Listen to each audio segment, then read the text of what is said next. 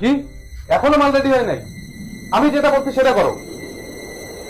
আব্বা, তোর বউ আমারে ভাত না দিয়ে কয়টা মুড়ি খাতি দিয়েছে, এতে তো আমার পেট ভরে না রে আব্বা। মুড়ি দেশে এই তো বেশি। বাড়ি বসে বসে খাচ্ছ, দাঁড়াও তোমাদের দেখাচ্ছি আজকে। বাড়ি বসে বসে খাও আর বড় বড় কথা বেরো বাড়িতে। আমি বৃদ্ধাশ্রমে কথা বলে আসছি, আজকেই তোমাদের পাঠায় দেবো।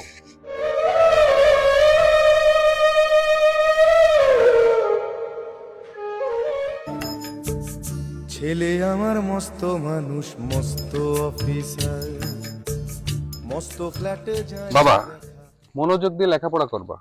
লেখাপড়া শিখে তোমাকে অনেক বড় হতে হবে।